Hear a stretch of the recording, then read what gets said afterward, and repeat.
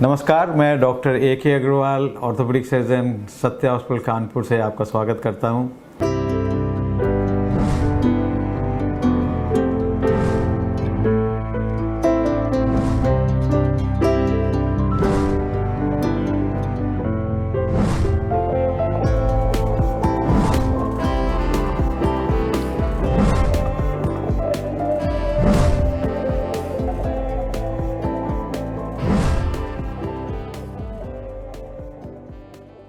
आज हम बात करेंगे एक बहुत ही ज्वलंत और बढ़ती हुई समस्या जो कि है घुटने के दर्द और घुटने में होने वाली सर्जरीज। लगातार में देख रहे हैं हम लोग कि घुटने प्रत्यारोपण की संख्या बढ़ती जा रही है, घुटने के दर्द के मरीजों की भी संख्या बढ़ती जा रही है। आज कोई घर ऐसा नहीं बचा है जिसमें कि घुटने की दर्द की पेशेंट्स नहीं है। पहले जो लोग 70 वर्ष के लोग घुटने में दर्द होता था, अब मैं देख रहा हूँ कि 40-50 साल के लोगों को भी घुटने में तकलीफ़ हो रही है। और वो वजह बहुत सारी हो सकती हैं, लाइफस्टाइल चेंज, ओवरवेट, अच्छी मस्कुलोस्केलेटल हेल्थ ना होना, लेकिन तकलीफ़ें हो रही हैं। और जब वो डॉक्टर के यहाँ जाते हैं तो अक्सर उनको सर्जरी की एडवाइस दी जाती है। और जैसे ही सर्जरी की एडवाइस दी जाती है तो सच मानिए कि पूरे घर में मातम जैसा माहौल हो जाता है और उनको डर भी लगने लगता है कि कहीं अब हमारे घुटने बदल ही ना दिए जाएँ। तो आज हम आपको बताएंगे इस चैनल के माध्यम से कि क्या हम अपने घुटनों की सर्जरी बचा सकते हैं। क्या कोई ऐसी जादुई इंजेक्शन या दवा है जिससे कि हमारे घुटना प्रत्यारोपण हमेशा के लिए हम उससे छुटकारा पा लें। क्या कोई ऐसा तरीका है कि हमें अपने शरीर में कोई काटा पीटी सर्जरी चीरा फाड़ ना करना पड़े। तो आज हम इस महत्वपूर्ण टॉपिक पे बात करेंगे। हम पहले ही समझ चुके हैं अपने और चैनल जो पहले के वीडियोस थे, आपने अगर देखे हैं कि मस्कुलोस्केलेटल हेल्थ कितनी महत्वपूर्ण है, जिसमें कि बोन, मसल्स और जॉइंट की कार्टिलेज, इन तीनों की हेल्थ इतनी इम्पॉर्टेंट है और उसके लिए क्या क्या चीज़ें ज़रूरी हैं उस पर भी हम लोग चर्चा कर चुके हैं। आपसे अनुरोध है कि पिछले वीडियोस कृपया देखें। लेकिन अगर किसी वजहों से हमने उन चीज़ों का ख्याल नहीं रखा है, हमारी कैल्शियम पुअर इंटेक रहा, विटामिन डी इंटेक कम रहा, मसल्स की स्ट्रेंथ कम रही और हमें अल्टीमेटली जोड़ों की प्रॉब्लम आ ही गई, गठिया हो ही गई और दर्द शुरू ही हो गए, तब क्या करें। जब हम डॉक्टर के पास जाते हैं तो अक्सर हमको ढेर सारी दवाएं लिख दी जाती हैं, जिसमें कि दर्द की दवाएं भी होती हैं। और हम सभी जानते हैं कि दर्द की दवाएं सेहत के लिए लंबे समय तक लेने में नुकसानदेह हैं। उनसे किडनी पे असर आता है, लिवर ख़राब होने लगते हैं और अक्सर जीआई ब्लीडिंग होने लगती है। तो हमें अवॉइड करना है कि लंबे समय तक किसी दर्द की दवाओं का सेवन ना करें। तो करें क्या? दर्द की दवा लेना नहीं है, ऑपरेशन से हमको डर लगता है, ऑपरेशन से बचना भी है। तो क्या कोई ऐसा तरीका है? इस पे बात करेंगे। जी हाँ, ऐसा तरीका है। और ये तरीका क्या है? ये तरीका है कि हम इस जॉइंट की हेल्थ को ठीक करने के लिए कुछ दवाओं का, कुछ फिजियोथेरेपी का और कुछ इंट्राआर्टिकुलर इंजेक्शन की मदद लेंगे। तो आइए देखते हैं कैसे ये काम करता है।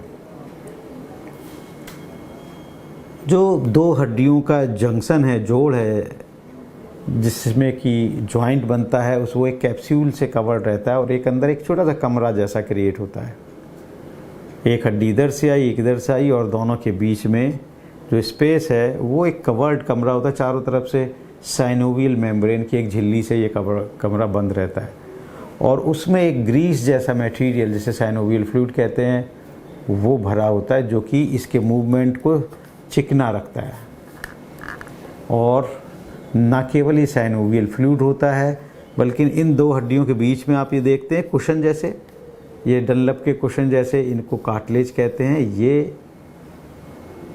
कार्टिलेज इन पूरे बोन पे चारों तरफ से चिपकी रहती हैं, जिससे कि दोनों के जब मूवमेंट हो तो किसी भी तरह का घर्षण ना हो या घर्षण बिल्कुल कम से कम हो।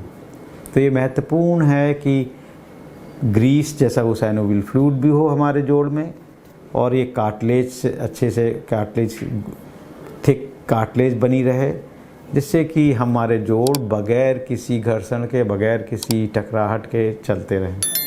तो ये जो न्यूट्रास्यूटिकल दवाएं हैं उसमें वही चीज़ें हैं जैसे कुरकुमिन, बॉसिविला सेरेटा, जो कि इस साइनोवियल फ्लूइड के एक्चुअल कंटेंट्स हैं। तो अगर हम उन दवाओं को, जो कि बहुत महंगी भी नहीं है, अगर प्रतिदिन सेवन करते हैं तो वो डेली का डेली उतनी ग्रीस जॉइंट की बनाते रहते हैं। और अगर हम उन दवाओं को 2-3-4 महीने तक लें तो हम सदा के लिए घुटने की गठिया से दूर रह सकते हैं। अक्सर ऐसा होता है कि हम उतने वक्त तक वो दवाएं नहीं सेवन कर पाते हैं। ऐसे में क्या करें?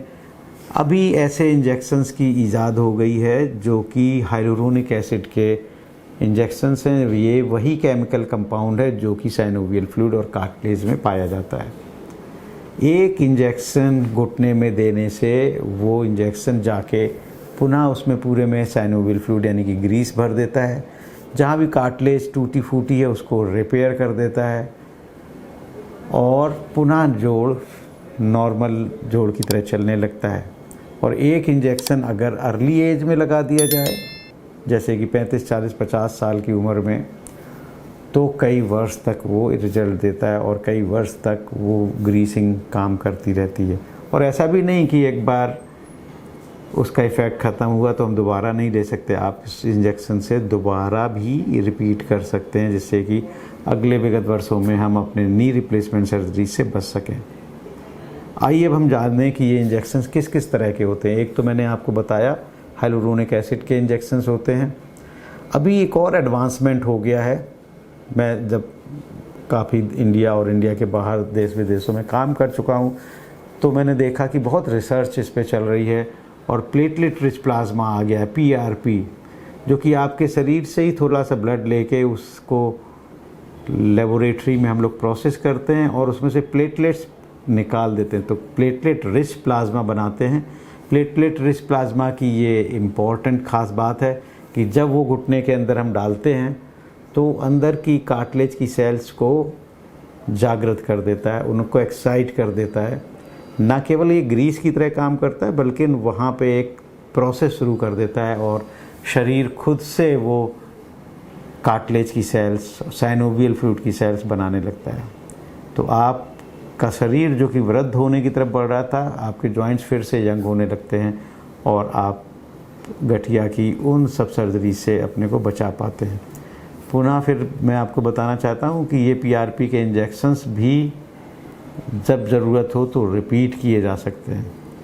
केवल एक ही सावधानी की आवश्यकता है कि एक्सपर्ट्स के हाथ से लगने चाहिए, ऑथेंटिक लेबोरेटरी में इनकी प्रोसेसिंग होनी चाहिए, ऑपरेशन रूम के जैसी स्टरलाइज कंडीशन में इन इंजेक्शन का सेवन दिया जाना चाहिए और इंजेक्शन लगने के पहले और बाद में भी पूरी तरह से वाइटल्स को चेक करने वाली सुरक्षा रखनी चाहिए।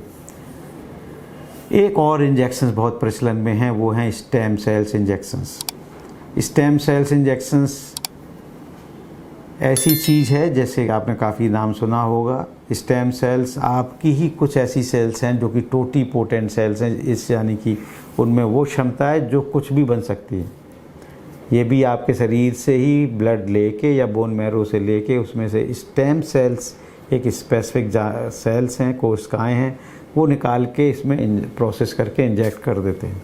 जब वो हम इंजेक्ट करते हैं तो वो कई गुना तेज़ी से कार्टिलेज का निर्माण शुरू कर देता है और जो व्यक्ति चारपाई पे थे, चल नहीं पा रहा था, दर्द से पीड़ित था, बहुत जल्दी दर्द रहित हो जाता है, वॉक करने लगता है, रनिंग करने लगता है, दवाओं की ज़रूरत ख़त्म हो जाती हैं और सर्जरी बहुत कहीं दूर भाग जाती है। तो ये दोस्तों तरीके हैं जिनसे बहुत ही सूक्ष्म तरीके हैं। हाँ, आपको एक्सपर्ट चाहिए इनके लिए करने के लिए, लेकिन ये वो तरीके हैं जो आपको घुटना प्रत्यारोपण से बचा देंगे, आपको हाई टिबियल ऑस्टियोटमी से बचा देंगे, आप 60, 70, 80 की उम्र में दर्द रहित घुटनों के साथ जी पाएंगे और आपकी ज़िंदगी पूरी नौजवानों की तरह हंसते खेलते दौड़ते और जंप करते हुए गुजरेगी। आपको इस संबंध में और भी जानकारियाँ चाहिए हो तो नीचे लिखे हुए नंबरों पे आप कॉल कर सकते हैं।